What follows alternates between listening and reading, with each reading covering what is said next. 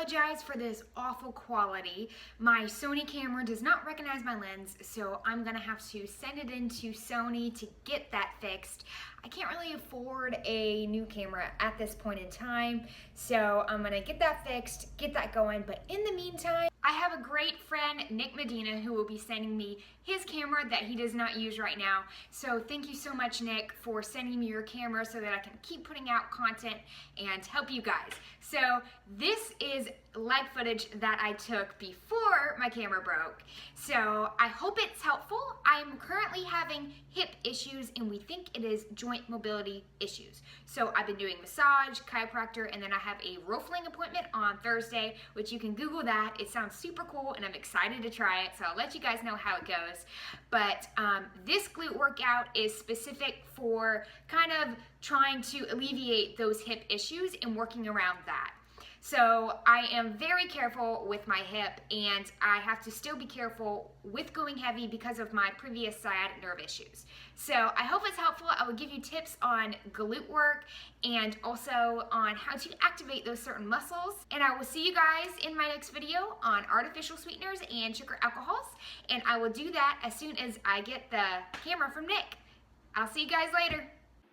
So I went straight into hip thrusts. I went kind of lightweight here, which that is how I get the weight up. I deadlifted up. So I pushed through my heels. I elevated it so that I get a greater range of motion, and I added the band. That way I am incorporating my glute meads, focusing on pushing through my heels to fully activate those glutes. So the hip thrust and the glute bridge are the best exercise for growing your glutes. Now then I moved into kickbacks. I found this machine. I was in Center, Alabama, and oh my God, I am in love with it. Perfect stimulation for the glutes here. No taking over selfish control of my hamstrings. So straight perfect. If you have this machine, you're super lucky. I moved into squats, which I had to be very careful because my form was breaking with my hip problems. I know I need to be careful even squatting, but I really wanted to make sure I still got in a little bit of heavier movements. Now, going into Romanian deadlifts, I want to make sure that I keep my back straight and flat, and I'm not using my back in the movement, but I am actually using my hamstrings and my glutes.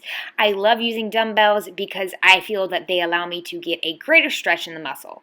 There also was not a lying leg curl machine or really a hamstring machine, so I did cable curls, and these were great. I focused on the contraction, and I didn't go heavy. You do not have to go heavy to grow your muscles. You just need to make sure that you have full stimulation. I also did straight leg kickbacks. As you can see, my hamstring is in a ball here and they normally like to take over, but by doing all of that glute work beforehand, I was able to contract my glutes in the movement and stop from my hamstrings taking over. So if you struggle with that, make sure you focus on doing glute work before moving on to hamstring work. I also got this exercise, side step-ups from Taylor Chamberlain. Thank you, girl. They were fabulous. Make sure to push through your heel and not use your quads. So I love also doing barbell good mornings, and I made sure to go slow and steady here, so I wasn't using my back. I was simply focusing and picturing in my mind that muscle that I was working. So the hamstrings and the glutes here. I also moved on to Smith machine squats. I did kind of a wide stance here, and I made sure I really pushed through my glutes. So make sure that when you are doing Smith squats that you aren't in an awkward angle, because unfortunately that can cause some lower back issues as well, because the Smith machine was not made to be a natural movement. Okay, so this is my stretching routine. I go side to side. Now, I am very flexible, so you are not going to be able to bend all the way like that normally. But my stretch routine right here is for my hips, my hamstrings, and make sure that when you do these movements, you aren't just going through the motions, you are pausing for a few seconds. I like to do 10 to 15 seconds for a exercise, a stretch, and make sure that I really let those muscles fully lengthen. So that is important and that is key. So I hope this video is helpful for you guys. Make sure you stretch before and after. Make sure you foam roll, and that is my suggestion. So hopefully I will get my hip issues figured out.